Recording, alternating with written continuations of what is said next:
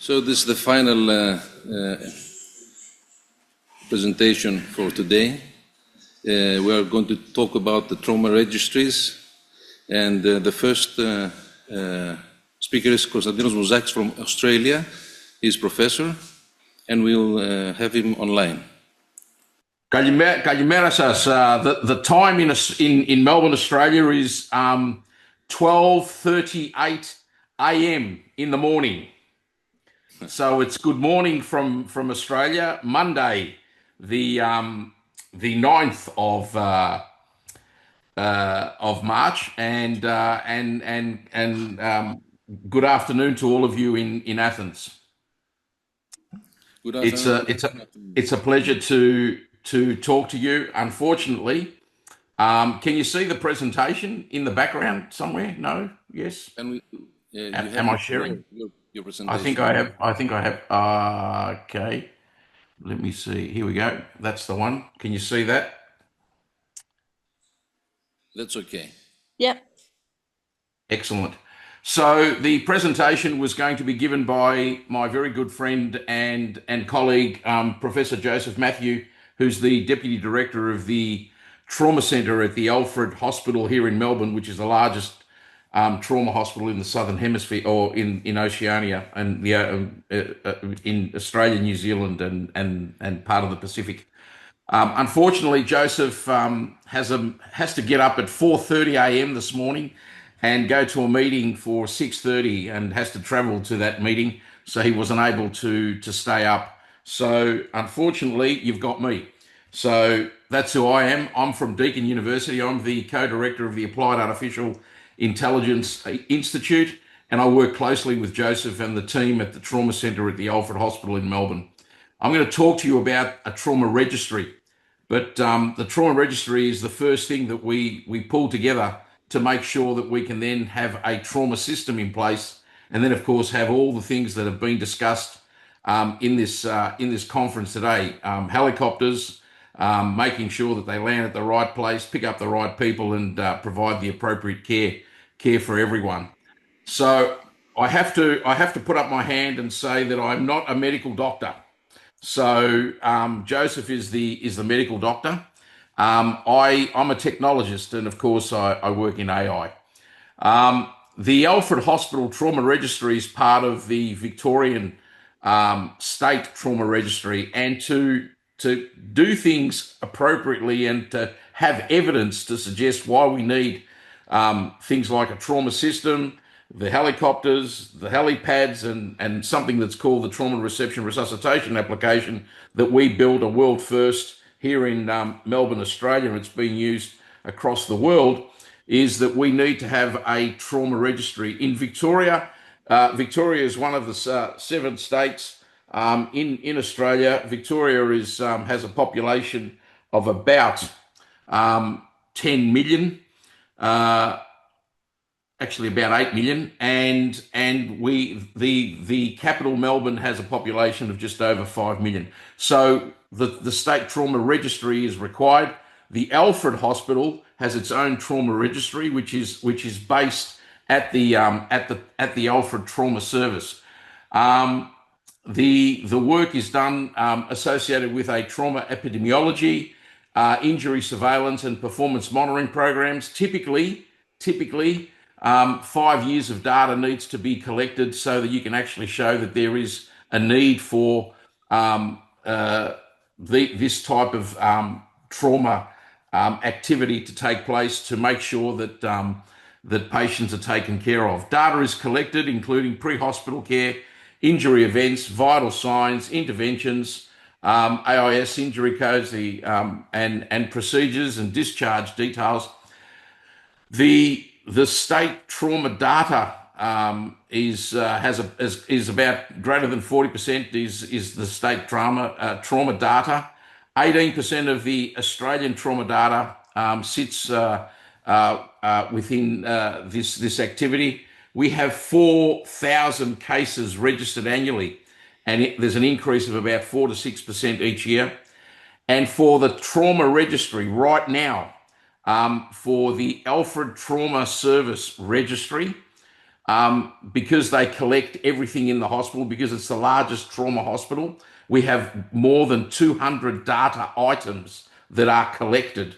The Victorian State Trauma Registry has 136 data items, and the Australian New Zealand Trauma Registry, which is the registry across both Australia and New Zealand, has about 67 data items. So you can see that there's a significant amount of data that needs to be collected. But in Greece, and if we kick it off, we won't need 200 data items. We need to start somewhere somewhat a little bit smaller. So what are the components of a trauma registry? Well, we need to have a data dictionary. We need to have a minimum data set. The reason why we need a data dictionary is that everyone's on the same page, everyone understands the terminology, and everyone knows where all that information is going to go in each of the different categories. We need a minimum data set because without that minimum data set, we can't actually show that there's been any improvements in the outcomes. There's got to be some inclusion and exclusion criteria. And of course, there needs to be a data collection process. Certainly in our hospitals here in Victoria and certainly at the Alfred, there is a dedicated team that collects that data. Unfortunately, I don't think that's going to be the case in the first instance in Greece, but certainly we need to work towards that. There needs to be a data storage system, of course, with adequate security. We don't want everyone going in and having a look at what's going on. And of course, being able to report and create reports from the data registry is very, very important. The data registry in Victoria started in 2001, and by 2005, 2006, we were able to put a proposal together to the Victorian government and an entity called the Transport Accident Commission to provide us with some funding to allow us to produce something called the Trauma Reception Resuscitation platform, which is a decision support system looking at reducing the errors of omission in the first 30 minutes of a trauma patient arriving at the trauma centre. That was a 2-year project that we were able to pull together. And of course, we were able to reduce the errors of omission by 22% and the amount of blood that was being administered by 30% once we put that system in place. Now it's the standard of care across the state of Victoria and the trauma centre at the Alfred. In terms of the data dictionary, central reference for all the data elements, and of course it needs to support data quality, the governance, which we heard about sometime earlier, about governance and how we do things, and of course being able to report accurately on the information that's being presented. And of course the minimum data sets that we have here in Victoria is from the Victorian Emergency Minimum Data Set, the National Health Data Dictionary, the Victorian Administered Episodes Database. Of course, there's a metadata online registry and the World Health Organization minimum data set for trauma registries. The minimum data set for trauma registries that the World Health Organization talks about is based around about 50 odd entries that we require. The reason why we have the data dictionary is to reduce misinterpretations, improve data completeness and standardization, and of course, by having a data dictionary, anyone who's coming new into the hospital and can be trained because there is a standard procedure associated with it. We have these particular entities that you can see on the other side: the Australian New Zealand Trauma Registry, the Bi-National Trauma Minimum Data Set, Australia New Zealand, the core data items, the data dictionary, and of course it is updated, and the last version was in July 2025. We also have the Victorian State Trauma Registry and the Victorian Orthopaedic Trauma Outcomes Registry, which is made available, and that was released in 2024. It's released every 2 years. And then, of course, we have the Alfred Care Group Trauma Services Trauma Data Dictionary, which is specific to the Trauma Centre at the Alfred. And of course, it is being driven by the National Trauma Research Institute, which is based at the Alfred Hospital. Some of the inclusion and exclusion criteria. We have to define who and should not be included in the registry. And of course, we need to ensure consistency in which of the cases are captured, establish eligibility and prevent irrelevant cases from entering the data set. By having irrelevant cases outside the data set, it strengthens our data quality and accuracy, and it provides a clear criteria for major and non-major trauma admissions. And of course, for major and major trauma admissions, we of course look at the outcomes associated with that, how long the patient is in care at the hospital, and then what happens when they are rehabilitated and eventually hopefully go home. Data collection, storage and security, a very important aspect. There's in the data collection area, the standard data entry is always used, the approved data dictionary and or the data collection manual. So there's a manual associated with how this happens. There's routine data validation every time, every now and again, randomly. There's data validation to make sure that the data is consistent. And of course, it's also important to timely capture this particular data. On the other hand, we also need to make sure we store this data in a safe and secure environment. So it's password protected with who can have access, and it's controlled access of that particular activity. There's always regular backups to protect against data loss. Of course, we put things in various locales. Putting things in the cloud is something that is not uncommon, but we have to have certain provisions to make sure that it is locked down and no one else can get access. Compliance with privacy. Here in Australia, we have a significant legislation surrounding privacy and ethical standards. And of course, there's always a continuous monitoring and security updates to reduce the risk. So we have to make sure that everything is patched. We make sure that everything is locked down and so on and so forth. Here in Australia, privacy and ethical standards and making sure that data is protected is a very key aspect of what we do. Outcomes and reports. Of course, while we collect this data, we should be able to report on this data. So there's annual reporting that goes to the government and to the health minister. There's internal audits, including morbidity and mortality reviews, so we can look at that and those reviews happen. There's also performance monitoring, research activities, looking at the way in which we capture the data. If there's free text, we're now starting to look at AI and how we can extract that information and make sure that it's relevant and appropriate and accurate and it's reproducible. We look at population trends analysis. So who's getting injured, what's happening to them, how long do they take before they're released from the trauma ward and back into their home and then into the community. And of course, we have to be able to respond to data requests, including sample sizes and of course, media inquiries here in Australia. The media always wants to know what's going on in this activity.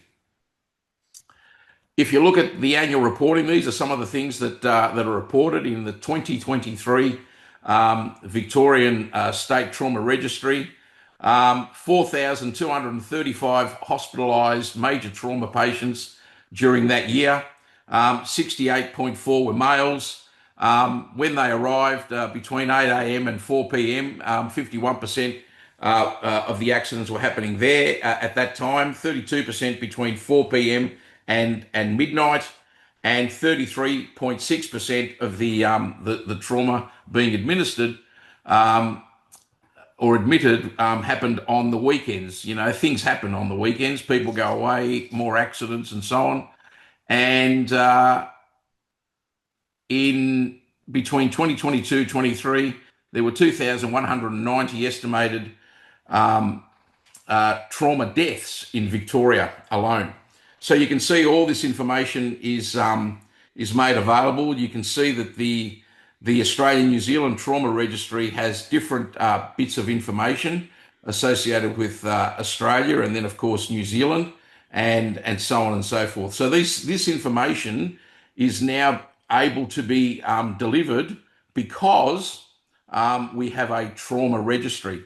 You can see from the Australian New Zealand Trauma Registry that the median time spent in the emergency department or the trauma centre, 5 hours and 12 minutes. Causes of injury, 3.2 penetration trauma, less than 1% burns, 44% related to transport, motor vehicles, trucks or motorbikes.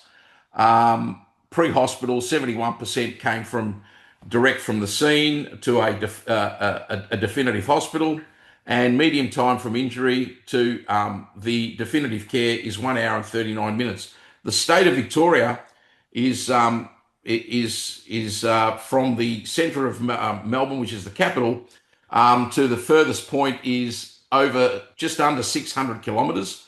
So we have 600 kilometres to the north, 400 kilometres to the east, and about 400 kilometres to the west. And Melbourne is right down the bottom, so we don't have to worry about anything to the south. But that's where all this information is coming from.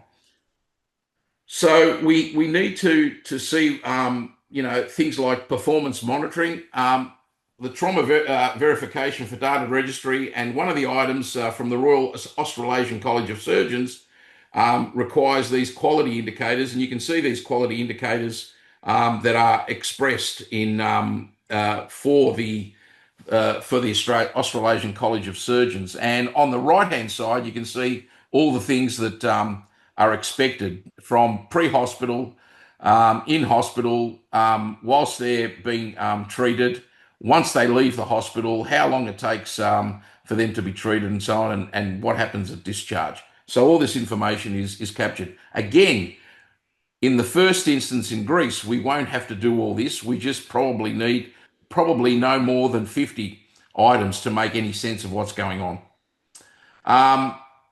Some of the things associated with the Victorian State Trauma Outcomes Registry. When we started building the registry, you can see trends in the odds of in-hospital death of major trauma patients with ISS greater than 15.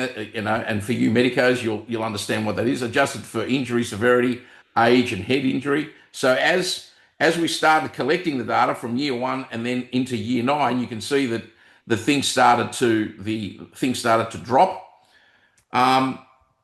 In Australia, and you can see the top line is the number of severely injured patients by hospital in 2020 to 2021. The Alfred Hospital is the one that's taking most of the severely injured. The other hospitals, the Royal Melbourne is the second largest hospital in Melbourne. It takes about 5% of the trauma. 95% of the trauma cases go to the Alfred, and then the rest of the hospitals are in both Australia and New Zealand. So there's the Gold Coast Hospital, the Canberra Hospital, Royal Prince Alfred in New South Wales, and of course the Women's and Children's Hospital down the bottom in Adelaide. There's the Alfred. So urgent surgeries for all trauma admissions. This is where the trauma surgeries are most active. Craniotomy, spinal, burr hole, embolism, etc., and of course tracheotomy and so on. So a spine external fixator, and of course the pelvis. So you can see some of these patients may have multiple injuries and urgent surgeries associated with that. Principal causes of death, excluding non-trauma and burns: uncontrolled hemorrhage, succumb to comorbidities, hypoxia, fatal traumatic brain injury, 36%. I'm not sure what it's like. Well, we won't know, but in Greece, I suspect there might be a significant amount of traumatic brain injury for those who don't wear their helmets when they're riding their motorbikes. Complications of injury, and of course, multiple injuries, 2%. So fatal traumatic brain injury is of course very high on the list, and of course complications of injury, multiple injuries to the same individual. monitoring complications or unexpected, unplanned, and unwanted consequences of injury. They take being able to track these incidences is very, very complicated. So potential complications that need to be tracked, you can see those, acute respiratory distress syndrome, right down to deep venous thrombosis or pulmonary embolus. All of these activities, the only way we can capture these is by free text in the system. So what we're now doing is looking at ways in which we can extract this from free text using our techniques in AI to be able to do this, because at the moment it's just straight out free text and we can't really track. So we're looking at how we can do that, and we're working very, very hard to get that to come to fruition.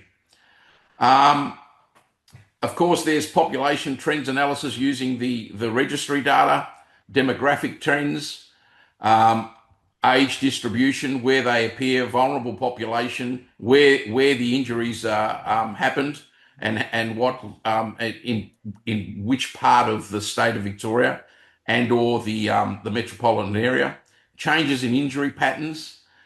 Here in Victoria and here in Melbourne, in the last 12 months, there's been a lot of machete incidences where people are being hurt and injured because of machete incidences. And of course, the other thing, which I'm not too sure is happening around the other parts of the world, but there's a frequency for e-bike and e-scooters. A lot of people are riding these e-bike and e-scooters, not wearing protective headgear, and of course then having particular injuries associated, and in fact head injuries more than anything.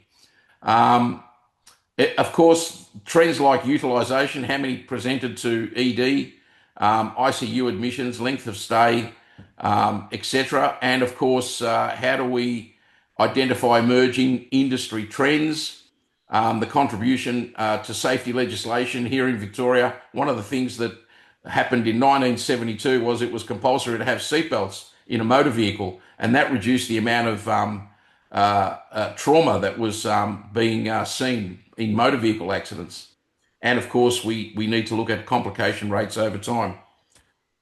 The collaborations, the National Trauma Research Institute has a number of international collaborations, and they've set up the Australia-India Trauma System Collaboration.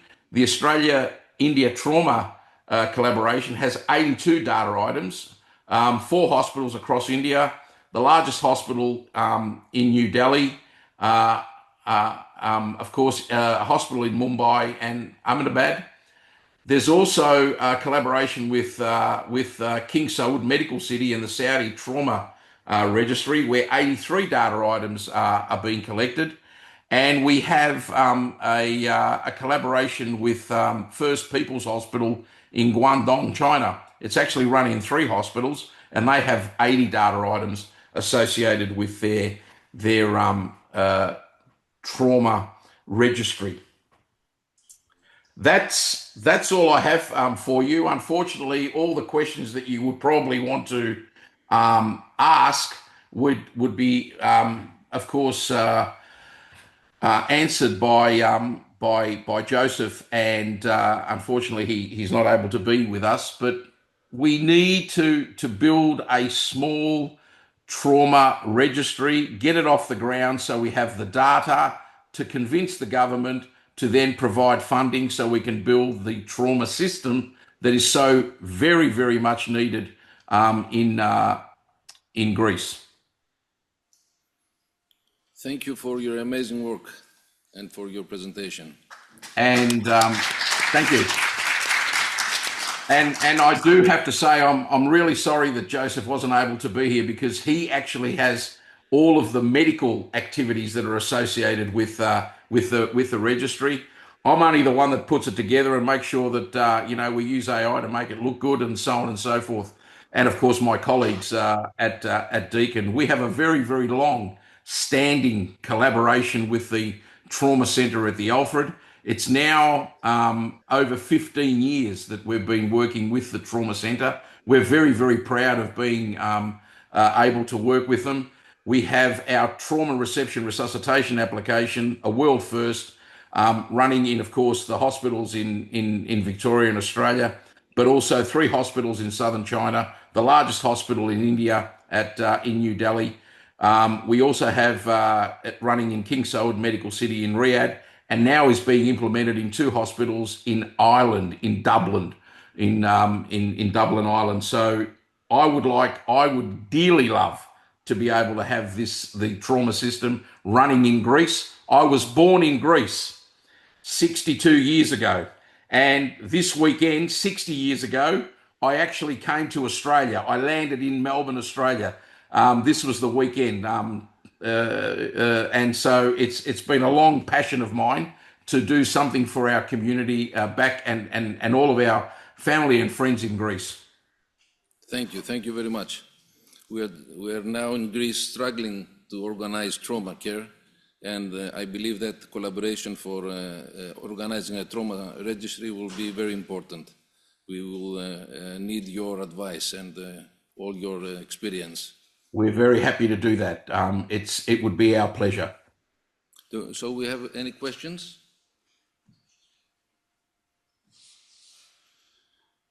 Your presentation was very complete, so we thank you very much.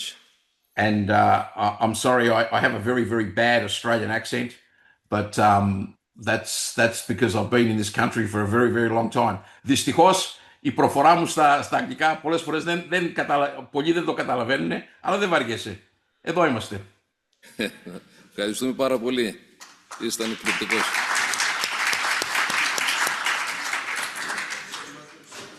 Σας ευχαριστώ, καλή συνέχεια. Δυστυχώς η ώρα είναι 1:05 το πρωί. Εγώ θα πάω να ξαπλώσω. Καλή ξεκούραση. Παντελή, ευχαριστώ. Φιλικά. Τον κύριο Βασιλείου δεν χρειάζεται να τον προλογίσω. Να μας πει για την προσπάθεια ανάπτυξης registry στην Ελλάδα. Ναι. Ευχαριστούμε πολύ τον Κωνσταντίνο Μουζάκη.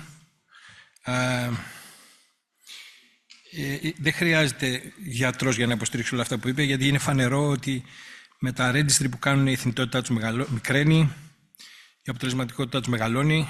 This is the way to go. Και το έχουν βρει και το κάνουν καλά σε βαθμό που το εξάγουν και σε άλλες χώρες, όπως είδατε, Κίνα, Νέα Ζηλανδία, Ινδία και τώρα Δουβλίνο, Ιρλανδία. Το κάνουν καλά οι άνθρωποι. Ας δούμε τι κάνουμε εμείς. Ξέρω ότι είστε εξαντλημένοι όπως και εγώ. Η σπίδα έχει σχεδόν σβήσει. Ρωτάει για ερώτηση και όλοι λένε ας πάμε παρακάτω στην ερώτηση. Οπότε θα το κάψουμε τώρα στο τέλος. Θα το ευχαριστηθείτε. Γρήγορα λοιπόν να προχωρήσουμε και να τελειώσουμε. Το πρώτο ερώτημα, γιατί να κάνουμε registry. Και η απάντηση στο τι είναι. Είναι αυτό που γράφουμε, αυτά που κάνουμε και βλέπουμε και τα αποτελέσματα. Και γιατί το κάνουμε, γιατί αν δεν το κάνουμε και δεν μάθουμε πού βρισκόμαστε, δεν πρόκειται να πάμε πουθενά. Δεν θα υπάρξει ποτέ καμία πρόοδος, παρά μόνο τύχη. Μία από τις αδυναμίες της φυλής, το Τραύμα 25 ήταν μια προσπάθεια αντίστοιχη που κάναμε πριν από 1 χρόνο. Αυτές οι 2 κυρίες μίλησαν επί 1,5 ώρα σε ένα ακροατήριο πολύ ενθουσιώδες. Η Λιάν Βανρούι από την Νότια Αφρική και η κυρία Τζέσικα Ραμαντέη από το Harvard, ΗΠΑ, πώς θα φτιάξουμε ένα τραύμα registry από το 0. Ενθουσιάζομαι μεγάλος. Τελείωσε το συνέδριο, έχει περάσει ένας χρόνος, δεν έγινε τίποτα απολύτως. Πρέπει κάποια στιγμή να ξυπνήσουμε, το πάρουμε πάνω μας. Οι ικανότητες που έχουμε είναι απίστευτες, αρκεί να ξυπνήσουμε. Ενδεικτικά πήρα τη Λιάν και της είπα να κάνει μια ομιλία για αυτό το θέμα. Μου λέει: εγώ την Κυριακή έχω ποδήλατο. Λέω: ρε Λιάν, σε παρακαλώ. Κοίταξε, τα είπαμε 1 χρόνο, 1 μήνα πριν, το έχετε στο βίντεο, μπορείτε να το δείτε. Τα έχω πει όλα, δεν έχω πω τίποτα περισσότερο. Θέλετε να κάνετε, κάντε κάτι, και αν κάνετε και κολλήστε, ξαναβοηθάω. Να ξαναπώ τα ίδια σε ένα ακροατήριο που απλώς τα ακούει και πάει σπίτι και κοιμάται, δεν με ενδιαφέρει. Πολύ καθαρή, δεν την ενόχλησα. Τώρα λοιπόν θα κάνω εγώ την Τζέσικα, θα το κάνω λίγο διαφορετικά, τη Λιάν, να δούμε αν μπορεί να πάει παρακάτω. Το πλαίσιο είναι αυτό. Το πλαίσιο που αφορά τους τραυματίες, μάλλον το πλαίσιο που αφορά αυτούς που πεθαίνουν τώρα, είναι αυτό και δεν είναι μόνο για τραυματίες. Είναι οποιοδήποτε συμβάνει απειλεί την ύπαρξη άμεσα. Άρα την ώρα που γίνεται το συμβάν, μέχρι την ώρα που θα έρθει το ελικόπτερο επιτόπου για να τον πάρει, πρέπει να περάσουν 20 λεπτά. Ιδανικά να πάει μετά στην αναζωογόνηση σε ένα νοσοκομείο στα επόμενα 20 λεπτά, να μείνει σε αναζωογόνηση 20 λεπτά και όχι παραπάνω. Η κόκκινη γραμμή είναι γραμμή αίματος. Όταν σταματήσει η κόκκινη γραμμή, ή έχει πεθάνει, ή ζεις και θα ζήσεις. Και μετά από την αναζωογόνηση πας ή σε χειρουργείο ή σε μονάδα ή σε εμβατική ακτινολογία για να σου ξεβουλώσουν αγκία, να σταματήσουν αιμορραγίες και ό,τι άλλο σχετικό. Και εκεί τελειώνει η κόκκινη γραμμή. Αν μέχρι εδώ έχει φτάσει ζωντανός, το σύνολο είναι 20 λεπτά επί 4 φορές, 60 με 80 λεπτά. Αν εδώ είσαι ζωντανός, θα ζήσεις. Αν είσαι πεθάνει, πέθανες. Το θέμα είναι ότι αυτά τα 80 λεπτά γίνονται σε ένα περιβάλλον που δίνει βοήθεια στους τραυματίες, κάνει ό,τι μπορεί να τους κρατήσει, στους τραυματίες και τους βαριά αρρώστους. Και δεν είναι στο δρόμο. Γιατί στον δρόμο τα 80 λεπτά περνάνε και πεθαίνεις χωρίς να το πάρεις χαμπάρι. Επομένως, η ιδέα είναι αυτοί οι άνθρωποι να φτάσουν στο νοσοκομείο γρήγορα και αυτό είναι το πλαίσιο για το οποίο μιλάμε. Αυτό είναι για τον κύριο το Χαρόπουλο. Preventable deaths. Το ένα είναι stroke, δηλαδή εγκεφαλικό, το άλλο είναι έμφραγμα και το άλλο είναι τραύμα. Το κίτρινο, το πορτοκαλί και το κόκκινο. Τραύμα είναι το κόκκινο. Η πρώτη στήλη είναι Ελλάδα, η δεύτερη Γερμανία, τρίτη UK, Ηνωμένο Βασίλειο. Αυτά είναι όλοι preventable deaths. Θάνατοι που δεν έπρεπε να συμβούν και συνέβησαν. Και αυτά είναι τα νούμερα. Και είναι ατριχιαστικά. Το άθροισμα βγαίνει, δεν ξέρω πόσους είναι 1.200 άτομα ανά 1 εκατομμύριο κατοίκους. Αν κάνετε τους πολλαπλασιασμούς και το άθροισμα, είναι γύρω 45-20.000, 45-50.000 άνθρωποι. Μια πόλη πεθαίνει, ενώ θα μπορούσε να ζει, γιατί σε σχέση με την Αγγλία και την Γερμανία έχουμε λίγο διαφορετικό σύστημα.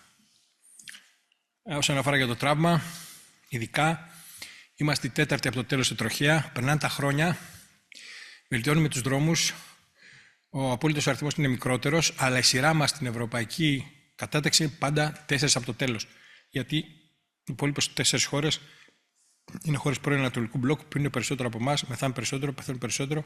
Κατά τα άλλα, είμαστε καλύτεροι από αυτούς. Αυτές οι προσπάθειες registry πήγαν στο παρελθόν. Ο Ιορδάνης Παπαδόπουλος σε αυτό το νοσοκομείο το 1996 πήρε από το νεκροταμείο νεκρούς τραυματίες και βρήκε ότι ένα ποσοστό 42,65 και 4,37 γύρω στους μισούς ήταν preventable or potentially preventable. Είναι θάνατοι που δεν θα μπορούσαν να έχουν αποφευχθεί. 1 στους 2 που φτάσαν νεκροί θα μπορούσαν να πεθάνει. Αυτός είναι ο Κατσαραγάκης, καθηγητής στο Πανεπιστήμιο Αθηνών, που έκανε αυτή την προσπάθεια το 2007 με τους συνεργάτες του. Φιλότιμη προσπάθεια, 250 παιδεία. Ακούσατε το Ζότζεφ, 200 παιδεία έχει το καλό τους registry. Αυτά που μοιράζουν σε άλλες χώρες είναι 82, 85, 50 παιδεία, γιατί τα 200 είναι πολύ βαρύ registry. Ξεκινάς με κάτι πιο ελαφρύ και το βαραίνεις. Ο κύριος λοιπόν έκανε αυτή τη φιλότιμη προσπάθεια.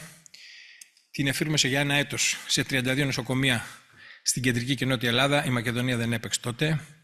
Είναι 8.800 καταγραφές. Το αποτέλεσμα ήταν, ένα από τα αποτελέσματα, έκανε 4 papers βγήκαν από αυτό. Ένα από τα αποτελέσματα ήταν καταρχήν υπάρχουν βαριά τραυματίες. 8.862 το χρόνο. Στη μισή Ελλάδα εκείνη την εποχή. Από αυτούς 1.000 το χρόνο έχουν ISS πάνω από 15. ISS πάνω από 15 θα πει βαριά τραυματίας. Βαριά τραυματίας θα πει πιθανότητα να πεθάνει 50%. Επομένως έχουμε και τραυματίες, έχουμε και βαριά τραυματίες. Το επόμενο ενδιαφέρον ήταν ότι ο μέσος όρος, ο μέσος χρόνος στην αναζωογόνηση, που σε πολιτισμένο περιβάλλον 20 λεπτά, ήταν στη μελέτη αυτή 88 λεπτά. Έχεις πεθάνει 4 φορές στην αναζωογόνηση. Το άλλο ενδιαφέρον ήταν ότι όταν κάνανε μεταφορά από ένα νοσοκομείο σε άλλο, κάνανε σε νοσοκομεία ιδείας ικανότητας. Από τον Αττικό στο Ευαγγελισμό. Σε ποσοστό 50%. Που σημαίνει αμηχανία. Δεν ξέρω τι να κάνω εδώ, πήγαινε κάπου αλλού. Δεν ξέρω τι να κάνω ούτε εγώ, πήγαινε κάπου αλλού. Μέχρι να πεθάνεις. Ένα τελευταίο που είναι ενδιαφέρον. Βρέθηκε στη μελέτη ότι αυτοί που ξέρουν TLS σκοτώνουν περισσότερους αρρώστους από αυτούς που δεν ξέρουν. Αυτό ήταν περίεργο. Και προσπάθησαν να το εξηγήσουν οι συγγραφείς. Ίσως η εξήγηση βρίσκεται στο ότι 250 παιδεία να βάλει έναν άνθρωπο να το συμπληρώσει μετά την εφημερία του που είναι κατάκοπος και θέλει να πάει να ξεκουραστεί, μάλλον δεν θα το συμπληρώσει σωστά. Ή θα κάνει λάθος αποκόπωση, ή θα κάνει λάθος γιατί βαριέται. Θέλεις 250, θα σου δώσω εγώ 250 παιδεία από το μυαλό μου. Πίεση φύξη, αναπνοές με το μυαλό μου. Και τελείωσε. Και άμα βάλεις σκουπίδια στο registry, σκουπίδια θα πάρεις και στο τέλος. Άρα, Registry 250 δεν παίζει για την Ελλάδα. Εμπειρία Κατσαρακάκη πρέπει να την κεφαλοποιήσουμε. Αυτό είναι ένα Registry του ΕΚΑΒ. Ένα φύλλο συμπληρώσεως τραυματιών του ΕΚΑΒ έρχεται στο νοσοκομείο και το παραδίδουν. Σε κόκκινο κύκλο βλέπετε τη διάγνωση. Η διάγνωση δεν λέει τίποτα απολύτως. Νη κάθετος χ τραύμα. Τι θα πει αυτό? Τι να αναλύσουμε από αυτό? Αυτό θα μπορούσε να είναι ένα πιο δόκιμο registry για το ΕΚΑΒ. Έχει την ίδια χρονική διάρκεια να το συμπληρώσεις, 5 λεπτά, αλλά λέει κάποια πράγματα που μπορείς να τα αναλύσεις μετά. Αυτό είναι μια άλλη εργασία. Την κάνουμε το Στρογιόπουλο στο ΕΚΑΒ, στη θέση του Επιστημονικού Συμβουλίου, για να μην καθόμαστε και βαριόμαστε και χάνουμε τον χρόνο μας. Κάναμε μια ανάλυση στα δεδομένα του ΕΚΑΒ το 2005. Είναι εντυπωσιακό, 28.000 μεταφορές μηνιαίως. Τεράστια δουλειά. Επίσης είναι εντυπωσιακό ότι ο χρόνος απόκρισης του ασθενοφόρου ήταν 20 λεπτά κατά μέσο όρο. Δεν είναι καθόλου άσχημος χρόνος για μια πόλη σαν την Αθήνα. Δηλαδή γκρινιάζουμε το ΕΚΑΒ αργεί, αλλά για τα βαριά περιστατικά δεν αργεί. 20 λεπτά δεν είναι άσχημα. Βλέπετε όμως ότι υπάρχει μια μακριά ουρά. Εδώ, ας πούμε, είναι περιστατικά που πάνε να μεταφέρουν μια γιαγιά από το σπίτι στο νοσοκομείο. Από το νοσοκομείο στο σπίτι. Ή κάποιον νεφροπαθή πάει για νεφροκάθαρση. Δεν θα πάει 22 λεπτά. 28.000 καταγραφές, θυμηθείτε το. Μετά από αυτό έγινε ανάλυση οικονομική. Με όλα τα έξοδα μέσα. Τα πάντα. Ασθενοφόρα, λάστιχα, βενζίνες. Και αυτή η ανάλυση έβγαλε ότι για κάθε τέτοια μεταφορά στοίχιζε στο ΕΚΑΒ 119,57 ευρώ. Πάρα πολλά λεφτά. Ψάξαμε να βρούμε πού, και η απάντηση είναι εδώ. Το μπλε χρώμα είναι μισθοδοσίες. 85% μισθοδοσία. Δεν το συνεχίζω, αλλά έχει ενδιαφέρον. Το να ψάχνεις έχει ενδιαφέρον πάντα. Άλλη μια προσπάθεια, το 2019, στο νοσοκομείο Αττικόν, φοιτητές είχαν την πρωτοβουλία να κάτσουμε να μετρήσουμε βαριά τραυματίες στο νοσοκομείο, βαριά αρρώστια στο νοσοκομείο, πόσοι έρχονται, τι τους κάνουμε. Και έκαναν μια φιλότιμη προσπάθεια, μαζέψαν 60 περιστατικά σε 2 μήνες και αυτό ήταν το σκορ με το οποίο αξιολογούσαν τη βαρύτητα. Είναι σκορ εγγλέζικο, emergency warning score, που βασίζεται σε ζωτικά σημεία και δίνει μια τιμή από 0 έως 3. 0 είσαι υγιής, 3 δεν είσαι πολύ υγιής. Και αν προσθέσετε τα τριάρια, έχει ένα συνολικό άθροισμα που φτάνει το 20, και αυτός είναι βαρύτητα πάσχων και ετοιμάζει να πεθάνει, ενώ 0 είναι αυτός που είναι φυσιολογικός. Το αποτέλεσμα ήταν συνταρακτικό. Από τους 60 αρρώστους, οι 59 είχαν σκορ κάτω από 3. Δηλαδή ήταν για αγροτικό ιατρείο που νοσηλεύει νοσηλευτής, που εφημερεύει νοσηλευτής, ούτε καν γιατρός. Ένας μόνο είχε emergency warning score πάνω από 3.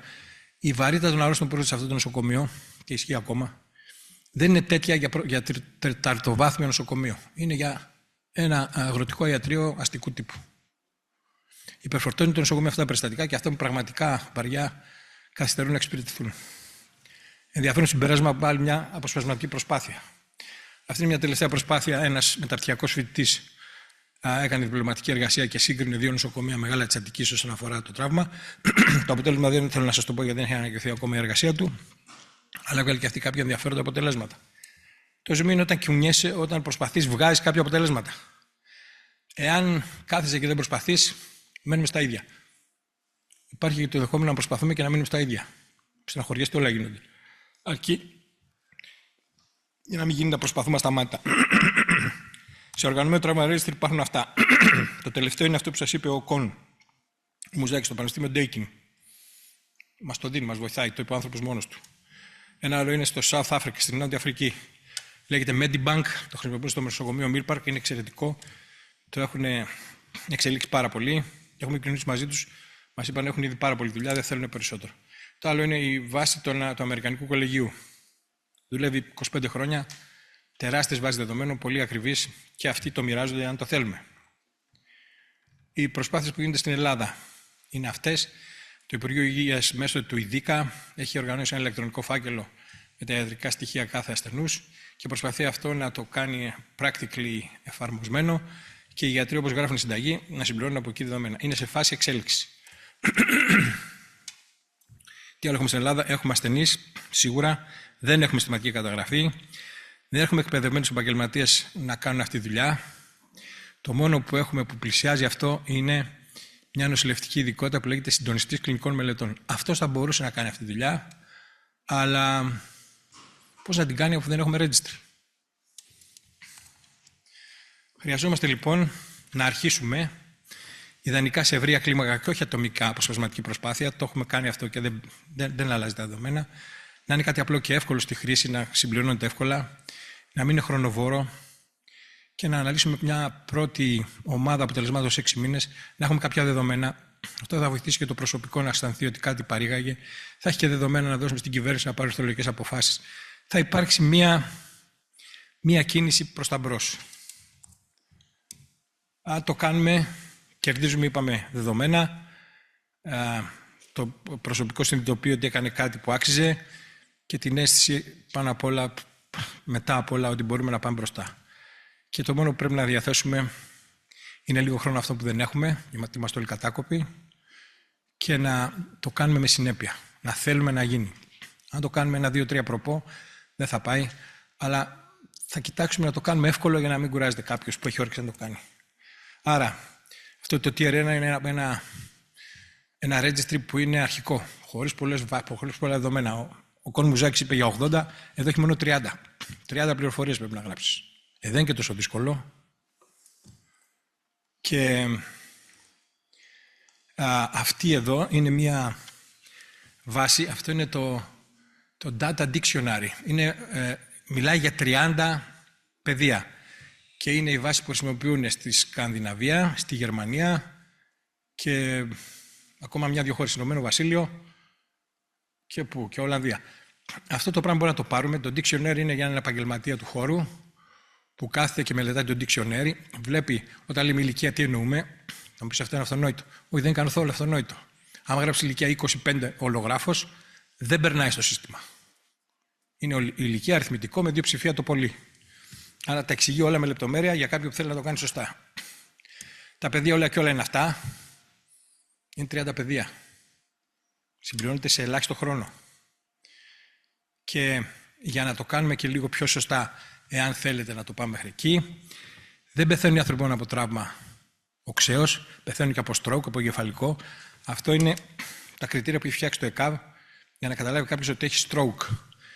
Αυτά είναι τα κριτήρια όλα και όλα. Άλλες 10 πληροφορίες ή άλλες 30 πληροφορίες για μια διαφορετική πάθηση. Αξίζει τον κόπο στο registry που θα φτιάξουμε να υπάρχει και αυτή η επιλογή, γιατί και αυτοί πεθαίνουν με τον ίδιο τρόπο, όπως και οι τραυματίες. Και η τελευταία κατηγορία είναι το STEMI. STEMI είναι ST Elevation for Myocardial Infarction, δηλαδή πραγματικό έμφραγμα μυοκαρδίου, και τα κριτήρια είναι όλα και όλα 5. Εάν το εντάξουμε και αυτό και φτιάξουμε αυτό το registry που θα έχει στη μια άκρη ασθενείς τραύματος, στην άλλη άκρη εγκεφαλικά και στην τρίτη Myocardial Infarction και το συμπληρώσουμε, να είστε σίγουροι σε 6 μήνες θα έχουμε ένα πολύ γερό χαρτί να αρχίσουμε να μιλάμε με αυτούς τους ανθρώπους που παίρνουν αποφάσεις. Και εντελώς συμπτωματικά είναι οι 3 αρρώστιες που χρειάζονται ελικόπτερα. Θα έχουμε και ένα καλό επιχείρημα γιατί χρειαζόμαστε ελικόπτερα HEMS και όχι ελικόπτερα λιγότερο ταχείας μεταφοράς. Για να το κάνουμε χρειαζόμαστε εθελοντές και αργότερα και επαγγελματίες. Η διεθνής νόρμα είναι ένας τέτοιος ανά 600 αρρώστους ετησίως. Αυτή είναι πρόταση από το Αμερικανικό Κολέγιο. Και που σημαίνει ένας άνθρωπος που γράφει πρέπει να συμπληρώνει 50 ανθρώπους το μήνα, 50 ασθενείς το μήνα. Δεν είναι και τόσο δύσκολο. 2 τη μέρα.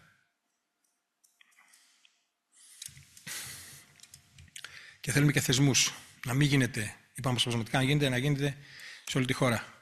Άρα, για όλα αυτά που βλέπετε εδώ συνεισέφεραν η FEE, η οποία σε μια συνάντηση που είχαμε είπε ότι οι φοιτητές με πολύ χαρά θα συμμετείχαν ως registrarians, την ώρα της εφημερίας τους, έτσι κι αλλιώς είναι εδώ, θα μπορούσαν να κάνουν αυτό. Μας στείλαν μια λίστα για να δηλώσουν συμμετοχή όσοι ενδιαφέρονται γι' αυτό, μια φόρμα γι' αυτό και μια λίστα που έχει για αυτούς που δηλώσανε. Εδώ είναι οι 2 υπεύθυνοι αυτής της θεσμικής ομάδας. Ένας άλλος που μπορεί να βοηθήσει είναι εδώ παρόν μαζί μας, ο κύριος Γιάνγκας, ο οποίος έχει μια εταιρεία που κάνει registries. Μας το σύστησε από τις ΗΠΑ γιατί είναι αξιόπιστος και ικανός. Θα μπορούσε να βοηθήσει να χτίσουμε το πρώτο registry. Και ένας τρίτος μπορεί να βοηθήσει είναι ο κύριος Θηραίος, ο οποίος είναι ένα από τα διοικητικό συμβούλιο του ΙΔΙΚΑ, που άκουσε για αυτή την πρόταση σε μια συνάντηση που έγινε με το Ίδρυμα Νιάρχος και είπε γιατί δεν το κάνετε αποσπασματικά και να μην το εντάξετε στο ΙΔΙΚΑ. Αυτό θέλουμε. Καμία αντίρρηση στο ΙΔΙΚΑ να το εντάξουμε. Βοηθήστε μας να το εντάξουμε στο ΙΔΙΚΑ για να γίνει ευθύς εξ αρχής εφαρμόσιμο και στην υπόλοιπη χώρα. Άρα, ανοίξτε το κινητό σας και ψηφίστε. Είμαστε καμιά 150 ψηφίζουμε, πάντα 15, ένα 10% ψηφίζει. Τα άλλα κινητά ή δεν δουλεύουν ή κάτι δεν πάει καλά με το σύστημα. Χρειαζόμαστε registry. Είναι απανταδόρικη ερώτηση.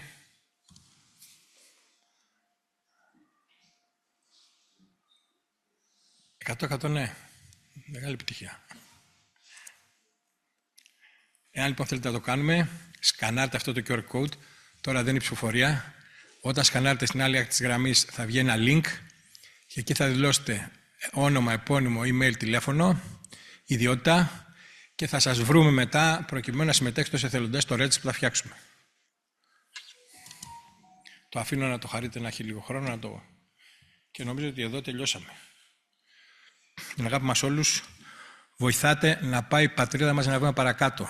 Δεν είναι όλα πράγματα στον αυτόματο. Δεν πάνε τα πράγματα στον αυτόματο.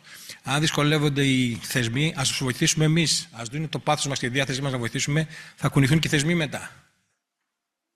Την αγάπη μας.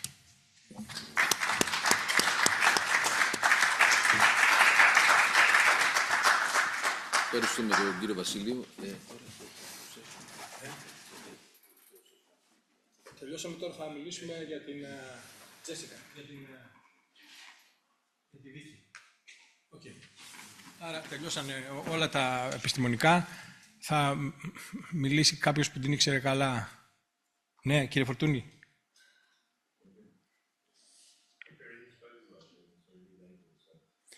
Άρα, Βίκη Τζένιξ είναι μια εξαιρετική χειρουργός, εξαιρετικά όμορφη, εξαιρετικά ικανή. Είδατε προηγουμένως ένα βίντεο που στο πεδίο έβαλε ένα ριμπόα.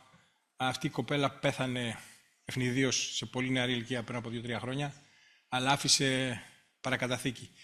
Ενέπνευσε πολλούς συναδέλφους της και θα εμπνεύσει ακόμα περισσότερο στο μέλλον.